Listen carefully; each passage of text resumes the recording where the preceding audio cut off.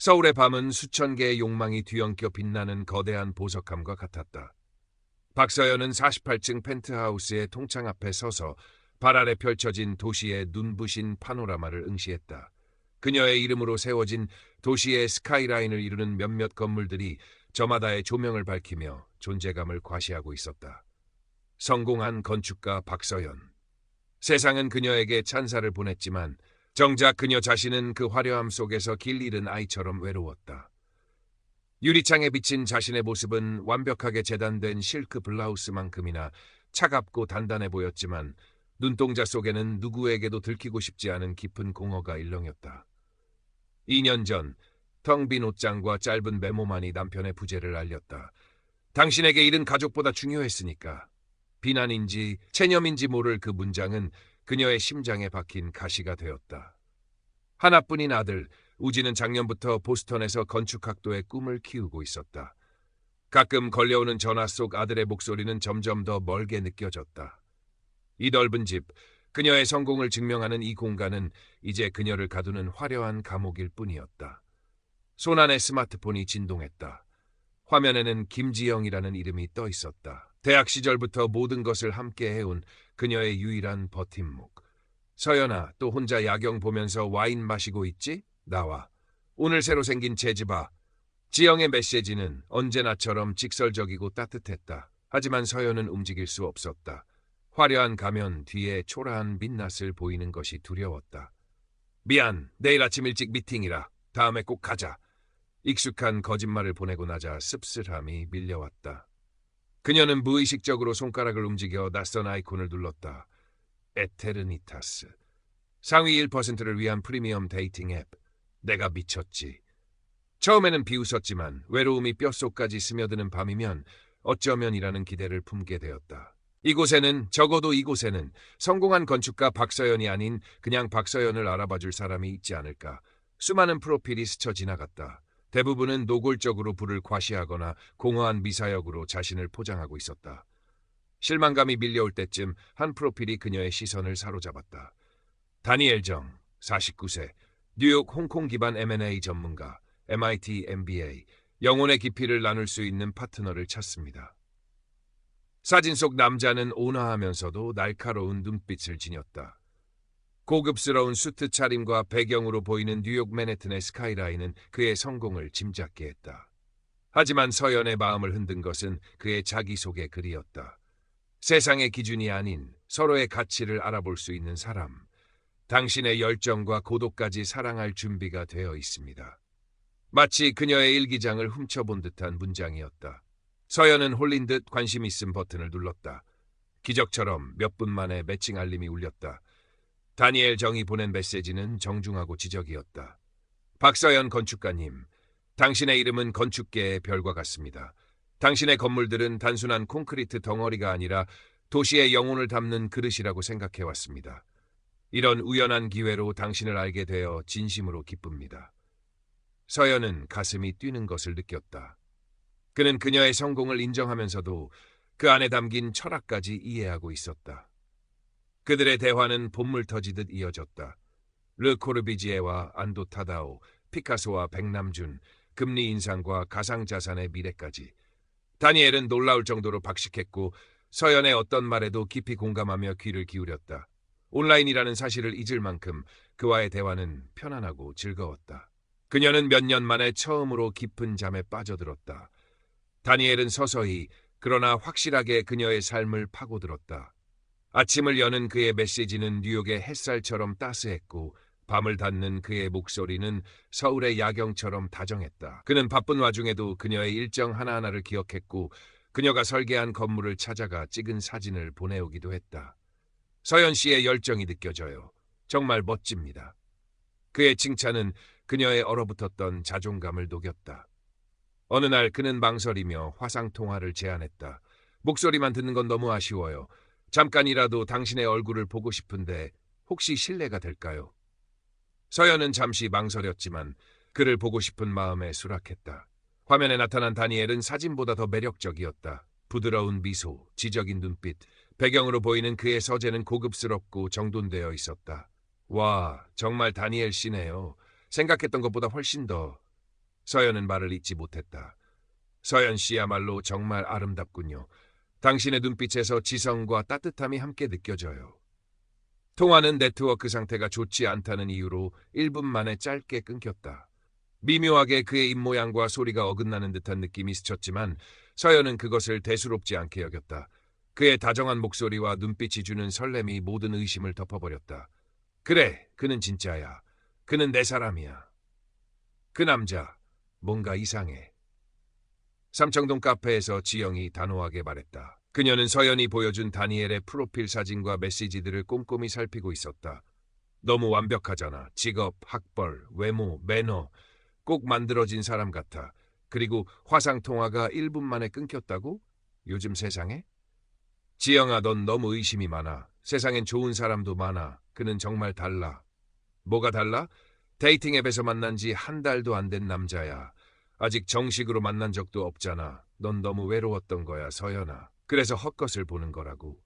지영의 날카로운 지적에 서연은 상처를 받았다. 내가 바보 같아 보여? 내가 그렇게 판단력이 없어 보여? 그녀는 자신도 모르게 소리쳤고 카페 안의 사람들이 힐끗 쳐다봤다. 지영은 깊은 한숨을 내쉬었다. 그런 뜻이 아니잖아. 그냥 걱정돼서 그래. 제발 조심 좀 해. 두 사람 사이에는 어색한 침묵이 흘렀다. 서연은 다니엘을 변호하고 싶었지만 마음 한구석에서는 지영의 말이 옳을지도 모른다는 불안감이 싹트고 있었다. 그 불안감을 잠재우기라도 하듯 다니엘은 더욱 깊이 서연에게 다가왔다. 그는 자신의 비밀스러운 프로젝트 이야기를 꺼내기 시작했다.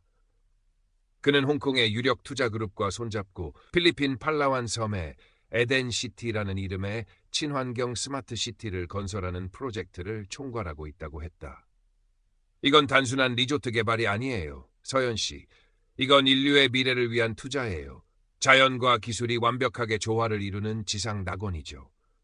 그의 목소리에는 열정과 확신이 가득했다. 그는 서연에게 프로젝트의 마스터 플랜과 조감도 사업 계획서를 보내왔다. 서연은 밤을 새워 자료들을 파고들었다. 건축가로서의 피가 끓었다. 거대한 규모와 혁신적인 개념은 매력적이었지만 동시에 그녀의 예리한 눈은 몇 가지 비현실적인 부분과 기술적 허점들을 발견했다. 특히 자금 조달 계획과 인허가 절차 부분이 석연치 않았다. 그녀는 며칠을 고민한 끝에 다니엘에게 자신이 발견한 문제점들을 정리하여 보냈다. 이건 당신을 시험하는 거야. 당신이 진짜 전문가라면 내 지적을 이해하고 수용하겠지. 다니엘의 반응은 놀라웠다. 그는 즉시 전화를 걸어왔다. 그의 목소리는 흥분과 감탄으로 가득 차 있었다. 서연 씨, 당신은 정말 천재예요. 우리가 몇 달 동안 놓치고 있던 핵심을 정확히 짚어냈어요. 당신 같은 전문가가 우리 팀에 절실히 필요합니다. 제발 우리 프로젝트의 명예자문이 되어주시겠어요? 서연은 당황했지만 동시에 강한 자부심을 느꼈다. 자신의 전문성이 인정받았다는 사실, 그리고 거대한 국제 프로젝트에 기여할 수 있다는 가능성에 가슴이 뛰었다. 그녀는 그의 제안을 수락했다. 그 후 다니엘은 서연의 자문을 적극적으로 구했다. 그는 서연이 지적한 문제들을 해결하기 위해 끊임없이 질문했고 그녀의 아이디어를 적극적으로 반영하는 척했다. 그는 서연의 의견이 반영된 수정된 설계도와 보고서를 보내오며 그녀를 치켜 세웠다. 서연 씨 덕분에 에덴시티는 이제 단순한 꿈이 아니라 현실이 될 겁니다. 당신은 우리의 구원자예요. 서연은 이제 에덴시티를 단순한 투자 대상이 아니라 자신의 분신처럼 느끼기 시작했다. 그녀는 프로젝트의 성공을 진심으로 바라게 되었다. 지영의 경고와 자신의 처음 가졌던 의심은 어느새 희미해져 있었다. 그때쯤 시골에 계신 어머니 이순자 씨에게서 전화가 왔다. 서연아, 나 큰일 날 뻔했다. 갑자기 전화가 와서는 내가 무슨 금융사기에 연루됐다고 내 통장 돈을 전부 안전한 국가계좌로 옮겨야 한다고 하잖니. 하마터면 속아 넘어갈 뻔했어. 서연은 가슴을 쓸어내리며 어머니에게 보이스피싱의 위험성을 다시 한번 강조했다. 전화를 끊은 그녀는 피식 웃었다. 요즘 세상에 저런 걸 누가 속아. 난 절대 아니지. 그녀는 자신의 분별력에 대해 다시 한번 안도했다. 다니엘은 마치 때를 기다렸다는 듯 조심스럽게 투자 이야기를 꺼냈다. 서연 씨, 사실 이 프로젝트는 초기 투자자 모집이 거의 끝났습니다. 하지만 당신은 우리에게 너무나 특별한 분이기에 마지막으로 기회를 드리고 싶습니다. 물론 부담 갖지 마세요. 하지만 이 엄청난 성공의 과실을 당신과 함께 나누고 싶다는 제 진심을 알아주셨으면 합니다. 그는 서연에게 VVIP 투자자에게만 제공되는 특별 투자 조건을 제시했다. 예상 수익률은 상상을 초월했다. 서연은 흔들렸다. 이것은 단순한 돈벌이가 아니었다. 자신의 열정과 전문성이 담긴 프로젝트에 대한 투자였고 다니엘과의 미래를 위한 발판이었다. 그녀는 먼저 5천만 원을 송금했다. 다니엘이 알려준 홍콩에 서버를 둔 에덴시티 VVIP 투자 플랫폼이라는 앱을 통해서였다. 며칠 뒤 앱 화면에는 6천만 원이라는 숫자가 찍혔다. 다니엘은 마치 자신의 일처럼 기뻐하며 축하 메시지를 보내왔다. 서연 씨 보세요. 우리의 믿음이 현실이 되고 있어요. 서연은 흥분과 탐욕에 휩싸였다. 그녀는 추가 투자를 결심했다. 다니엘은 지금이 마지막 기회라며 그녀를 부추겼다. 서연은 아들의 유학 자금을 위해 부어왔던 적금을 해지했다. 그것도 모자라 은행에서 최대 한도의 신용대출을 받았다. 그렇게 모은 3억 원을 망설임 없이 플랫폼으로 송금했다. 플랫폼의 숫자는 눈덩이처럼 불어났다. 그녀는 이미 백만장자가 된 듯한 착각에 빠졌다. 지영이 다시 한번 그녀를 찾아왔다. 그녀의 눈빛은 그 어느 때보다 심각했다. 서연아, 너 솔직히 말해. 그 남자한테 돈 보냈지? 얼마야? 서연은 시선을 피했다. 지영아, 그만해. 넌 날 믿지 못하는구나. 지영은 서연의 어깨를 붙잡았다. 믿고 안 믿고의 문제가 아니야. 그 남자, 내가 구글링 해봤어. MIT MBA 명단에 다니엘 정이란 이름은 없어. 그가 보내준 사진들, 그거 전부 다른 사람들 SNS에서 도용한 거야. 제발. 서연은 지영의 손을 뿌리쳤다. 거짓말, 넌 질투하는 거야. 내가 행복해지는 게 싫어서. 그녀는 이성을 잃고 소리쳤다. 지영은 깊은 슬픔이 담긴 눈으로 그녀를 바라보다 아무 말 없이 돌아섰다. 서연은 홀로 남겨진 거실에서 주저앉았다. 불안감이 목을 조여왔지만 이제 와서 돌아갈 수는 없었다. 그는 진짜야. 지영이가 잘못한 거야. 그녀는 주문처럼 되뇌었다. 그리고 올 것이 왔다. 새벽녘 다니엘에게서 다급한 메시지가 쏟아졌다. 서연 씨, 지금 당장 도움이 필요해요. 필리핀 세관에서 갑자기 자금 출처 조사를 시작했어요. 프로젝트 전체가 무산될 위기예요. 긴급하게 로비 자금 5억 원만 해결하면 모든 게 정상화될 수 있어요. 이게 정말 마지막이에요. 서연 씨밖에 없어요. 우리의 꿈을 지켜줘요. 5억. 서연에게 남은 마지막 재산, 바로 이 펜트하우스였다. 그녀는 망설였다. 하지만 플랫폼에 찍힌 수십억의 가상자산과 다니엘과의 장밋빛 미래가 눈앞에 아른거렸다. 여기서 포기하면 모든 것을 잃는다. 그녀는 비틀거리며 일어나 옷을 갈아입었다. 은행으로 가야 했다. 은행 창구, 주택담보대출 신청서 위에 놓인 그녀의 손끝이 파르르 떨렸다. 정말 이래도 될까? 바로 그때 은행 문이 열리며 지영이 숨을 헐떡이며 달려왔다. 그녀의 손에는 태블릿 PC가 들려 있었다. 박서연, 안 돼. 사인하면 안 돼. 지영은 서연의 손을 가로막으며 외쳤다. 지영아, 비켜! 내 일이야! 내 일이 아니라 우리 일이야! 봐! 이 영상, 네가 통화했던 그 남자 맞지? 이거 딥페이크 분석 결과야. 입 모양이랑 목소리 싱크가 안 맞는 거 보이지? 그리고 이 IP 주소. 홍콩이 아니라 필리핀 마닐라의 어느 허름한 인터넷 카페야. 전부 다 사기라고. 지영이 내민 화면에는 전문가의 분석 결과가 빼곡히 적혀 있었다. 다니엘의 매력적인 얼굴 위로 딥페이크 98% likely라는 붉은 글자가 선명하게 떠 있었다. 서연의 머릿속에서 모든 것이 무너져 내렸다.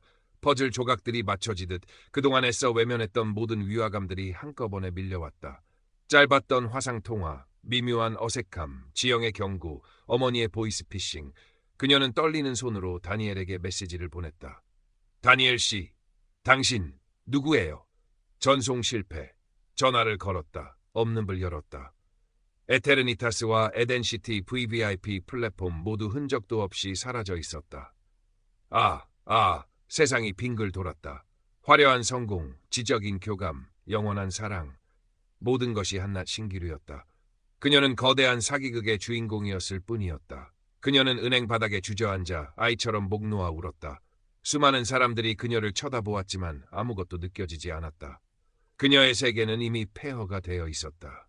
경찰서는 생각보다 차가웠다. 젊은 사이버 수사관은 그녀의 이야기를 듣고는 안타깝다는 표정을 지었지만 희망적인 말을 해주지는 않았다. 전형적인 로맨스 스캠 결합형 투자 사기네요. 안타깝지만 범인들은 대부분 해외에 거점을 두고 대포 통장과 가상자산을 이용하기 때문에 검거도 피해 회복도 사실상 어렵습니다. 집으로 돌아온 서연은 며칠 동안 꼼짝 않고 누워 있었다. 화려한 야경은 이제 그녀의 실패를 비웃는 듯했고 넓은 집은 그녀의 고독을 더욱 시리게 만들었다. 3억 5천만 원. 그녀의 인생 일부와 맞바꾼 돈이었다. 하지만 그보다 더 견딜 수 없는 것은 스스로에 대한 혐오감이었다. 똑똑하다고 성공했다고 자부했건만 결국 난 가장 어리석은 여자였어. 그녀를 다시 일으켜 세운 것은 지영이었다. 지영은 매일같이 찾아와 죽을 끓여주고 말없이 곁을 지켰다. 내 탓이 아니야, 서연아. 그놈들이 나쁜 거야. 넌 그냥 사랑을 믿고 싶었을 뿐이야. 지영의 따뜻한 위로에 서연은 다시 한번 눈물을 쏟았다. 어느 날 아침 서연은 오랫동안 들여다보지 않았던 자신의 작업실로 들어갔다. 먼지 쌓인 설계도 위로 햇살이 비쳐들었다. 그녀는 천천히 연필을 집어들었다. 아직 모든 것이 끝난 것은 아니었다. 그녀에게는 아직 건축이라는 꿈이 남아있었고 곁을 지켜주는 친구가 있었고 비록 멀리 있지만 사랑하는 아들이 있었다. 그녀는 컴퓨터를 켜고 온라인 로맨스 스캠 피해자 모임 카페에 가입했다. 그리고 다시 서는 P라는 닉네임으로 자신의 이야기를 써내려갔다. 한 글자 한 글자, 아픔을 도려내는 듯 고통스러웠지만 동시에 치유의 과정이기도 했다. 그녀는 더 이상 혼자가 아니었다. 글을 올리자 순식간에 수많은 댓글이 달렸다. 위로와 공감, 그리고 그녀의 용기를 응원하는 목소리들. 서연은 그 글들을 읽으며 자신처럼 아파하는 사람들이 세상에 많다는 것을, 그리고 그들이 서로에게 힘이 되어줄 수 있다는 것을 깨달았다. 필리핀 마닐라의 콜센터. 알렉스 김은 헤드셋을 벗으며 만족스러운 미소를 지었다. 오늘 실적 좋아. 50대 은퇴 교사 거의 넘어왔어. 외로운 사람들 지갑 여는 건 식은 죽 먹기라니까. 그는 동료들과 웃으며 다음 타겟의 프로필을 검색하기 시작했다. 그들의 모니터에는 수많은 사람들의 외로운 얼굴들이 떠 있었다. 서울의 밤은 여전히 빛나고 있었다. 박서연은 더 이상 통창 앞에서 와인을 마시지 않았다. 대신 그녀는 작업대 앞에 앉아 새로운 건물의 청사진을 그리고 있었다. 그 건물은 이전처럼 화려하지는 않겠지만 분명 세상의 어느 한 구석을 따뜻하게 밝혀줄 것이었다. 그녀의 얼굴에는 아직 희미한 슬픔이 남아 있었지만 그 눈빛은 폐허 속에서 피어나는 작은 꽃처럼 단단하고 강인하게 빛나고 있었다.